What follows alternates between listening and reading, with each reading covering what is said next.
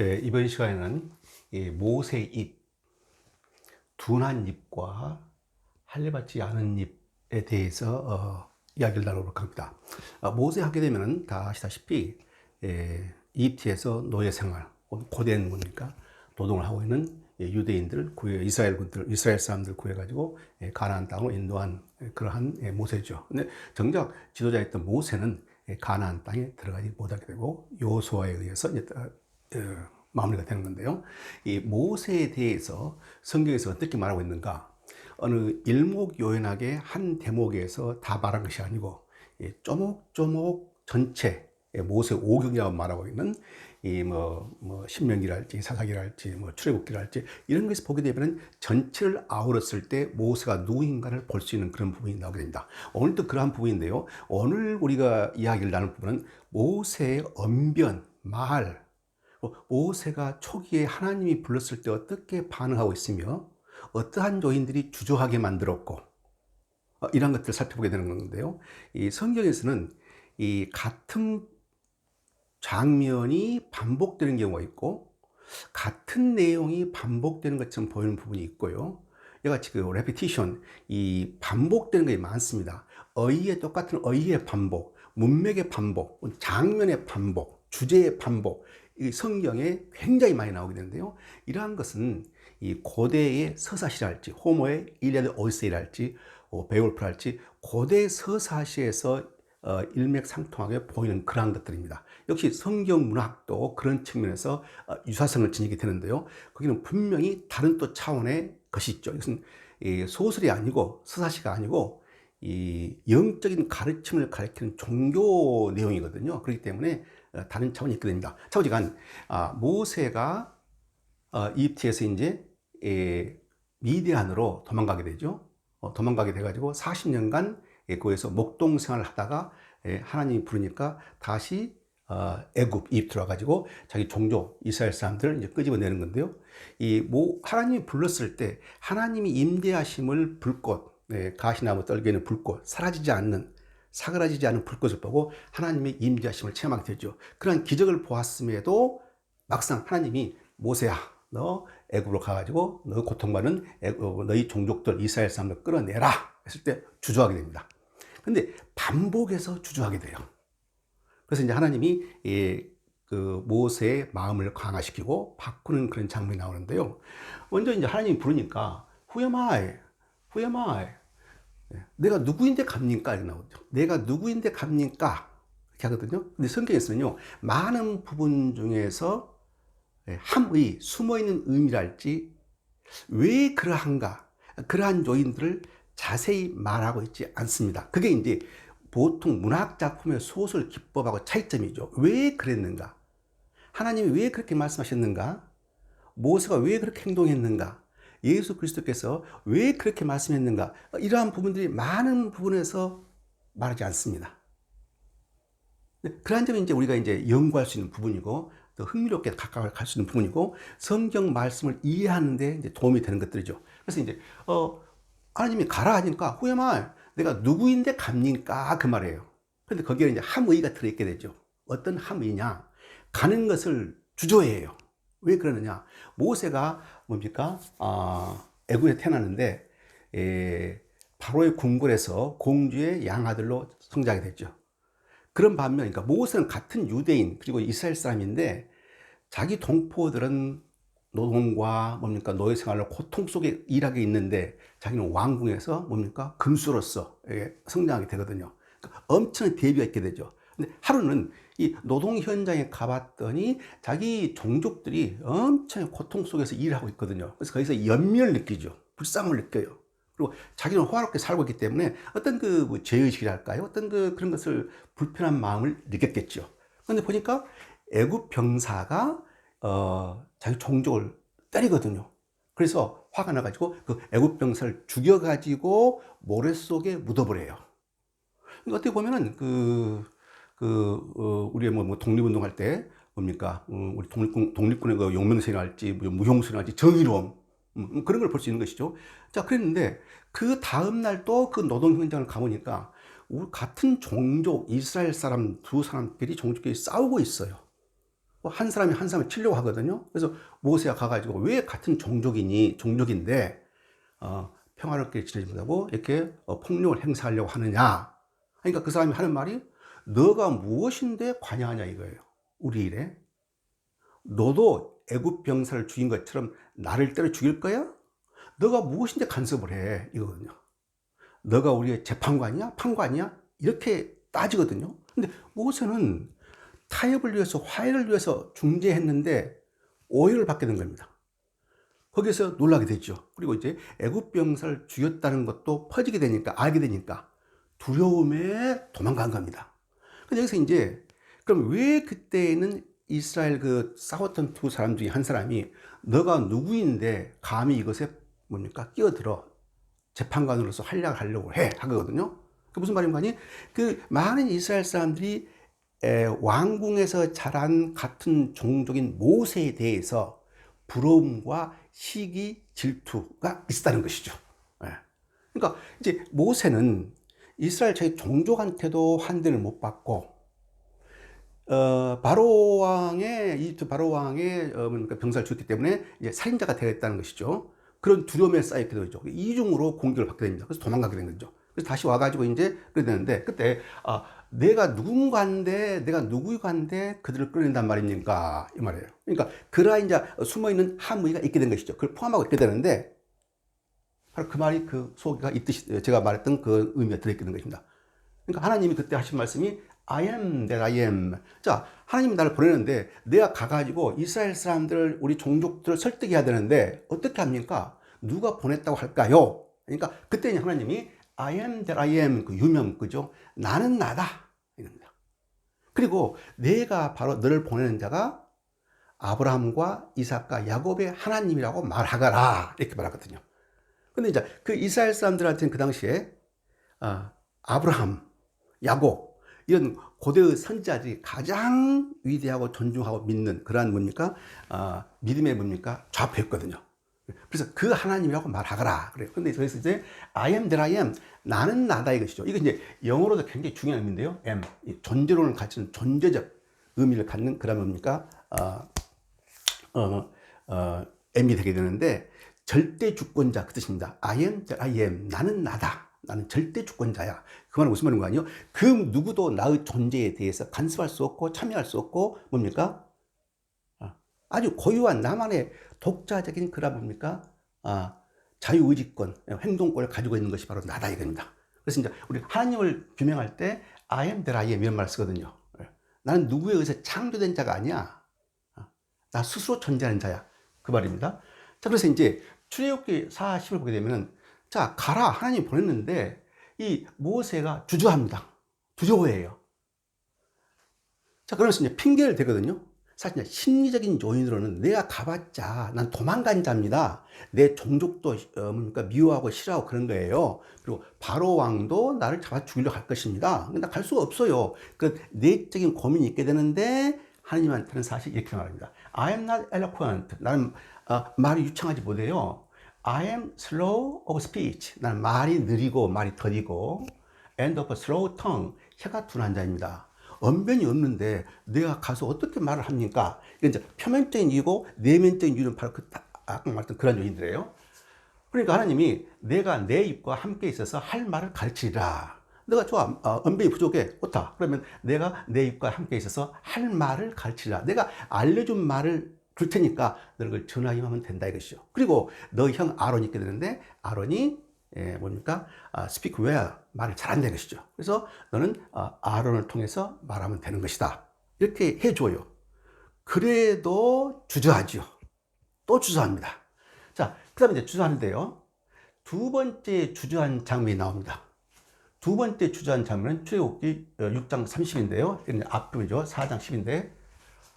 두 번째 또 역시 뭡니까? 말과 입에 관해서 말을 해요.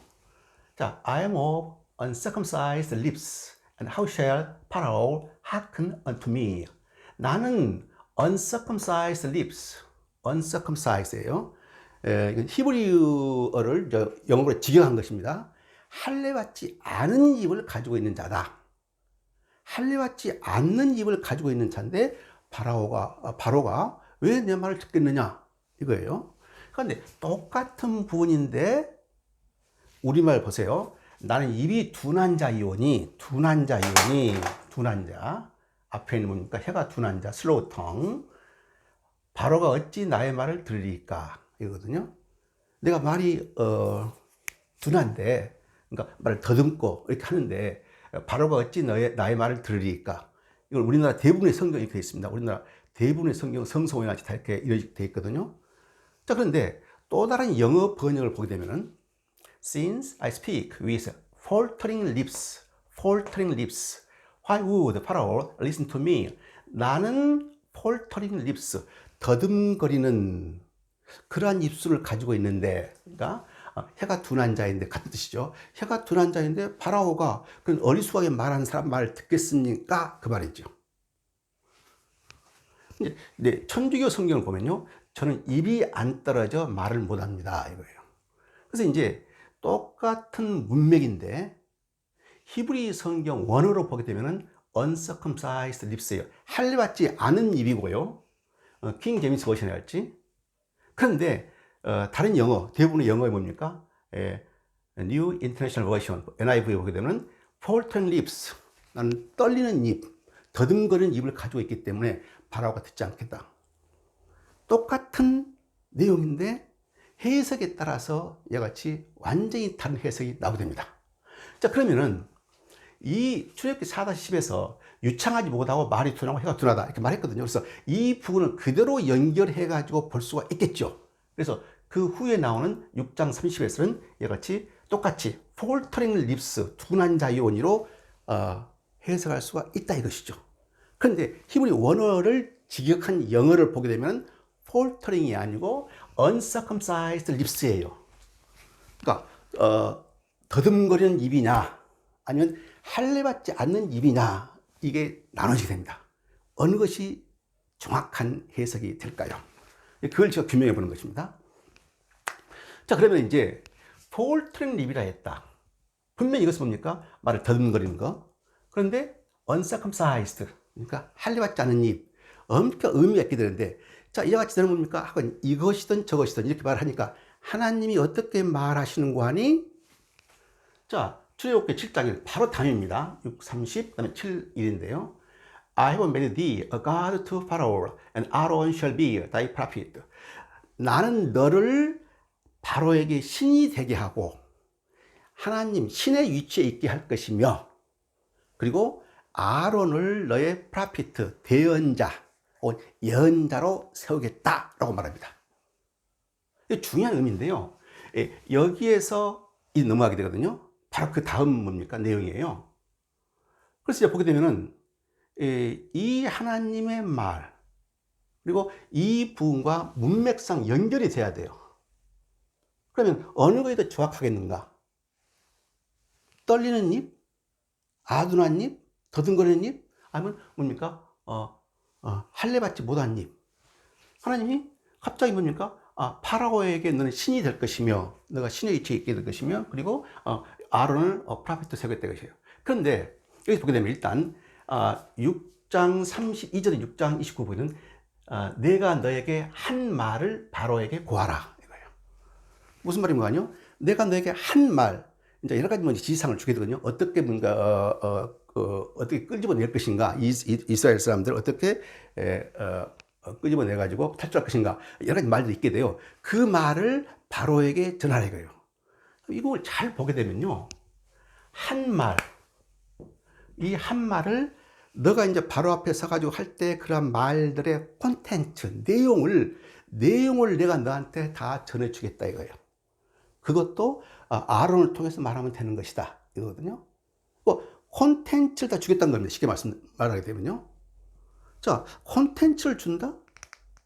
자, 그럼 여기서 우리가 이제 말이 둔하고요, 그 다음에 혀가 둔한 자입니다 할 때 이제 두 가지로 볼 수 있게 됩니다. 자, 내용을 논리적으로 잘 할 수 있는 콘텐츠는 가지고 있어요. 근데 그것을 잘 전달을 못해요. 그러니까 말하는 수사적인 기법, 그게 약할 수 있다 그 말이죠.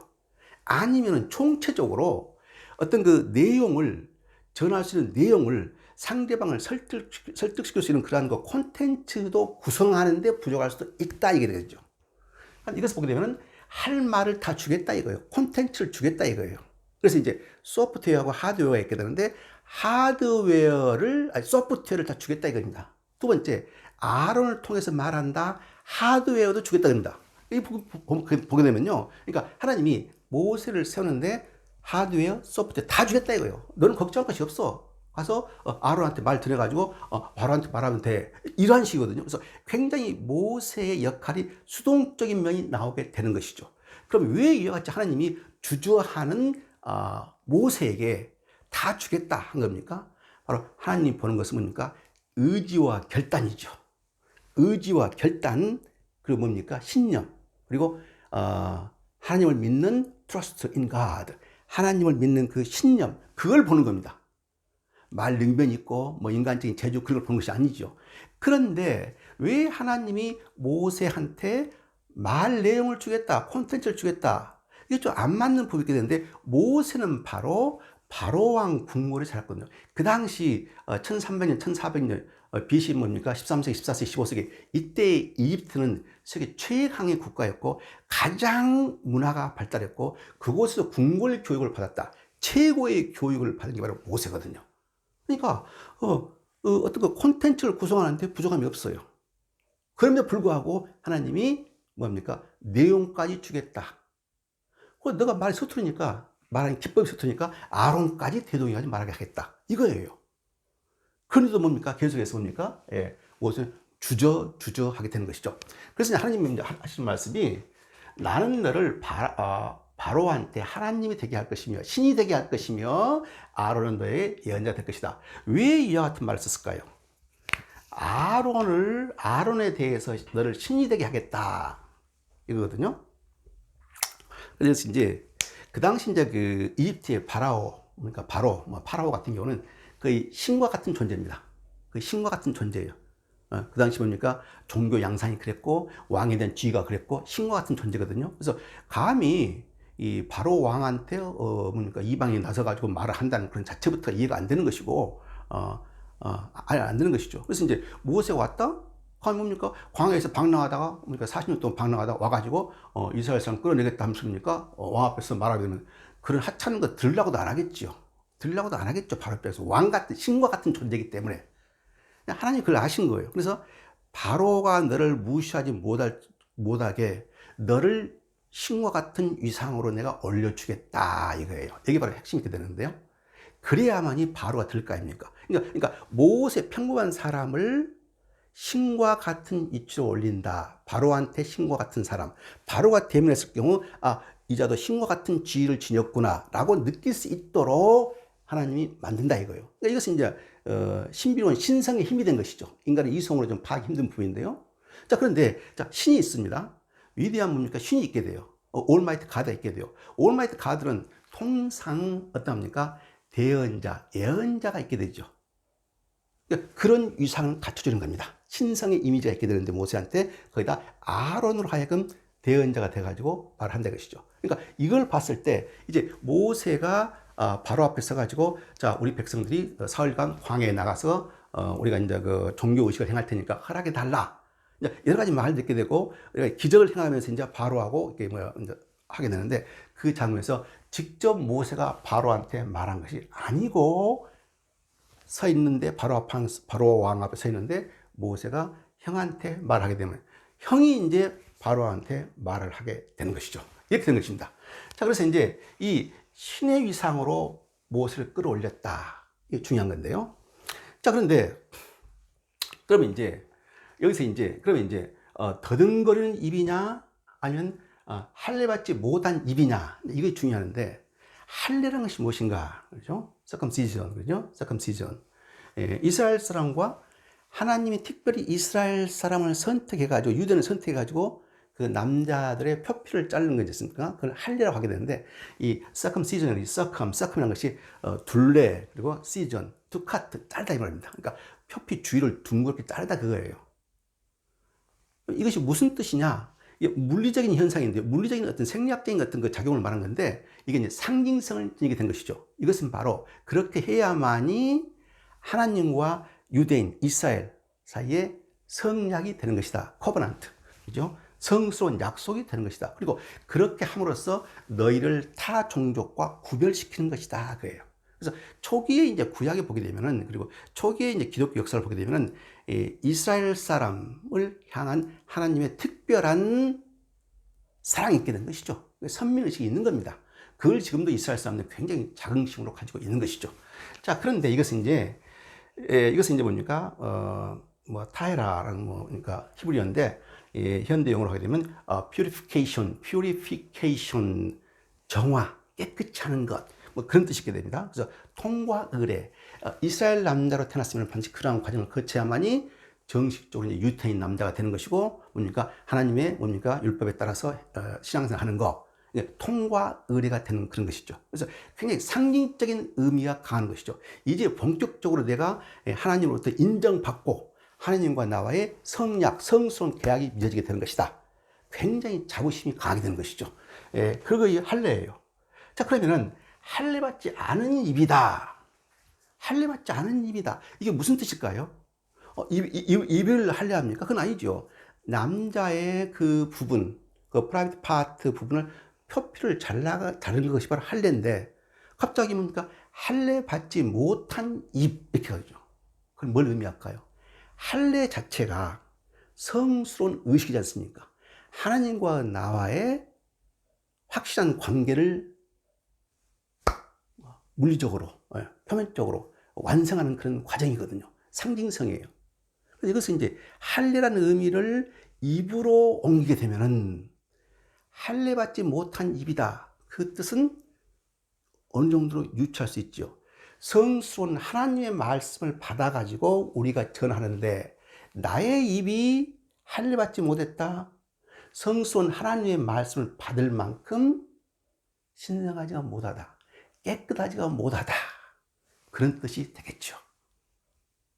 그런 뜻을 해석하는 것이 이 문맥에서 타당할 것 같아요. 그렇지, 폴트링님, 내가 더듬거리는 입을 가지고 있기 때문에 그렇다.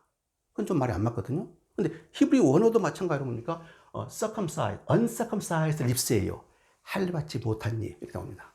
그래서 요약하게 되면은 성스러운 신령한 진리의 생명의 말씀을 난 도는데 그 말을 죄 많은 나의 인간, 죄 많은 나, 부족한 인간, 그런 말, 하나님의 성스러운 말을 내가 죄 많은 나가 그대로 전하기는 내 입이 자격을 갖추지 못했다. 다시 말해서 내가 아직 그러한 존재, 성스러운 존재, 하나님의 말씀을 받을 만한 그런 자격이 없는 것이다 라고 실토하는 것이죠.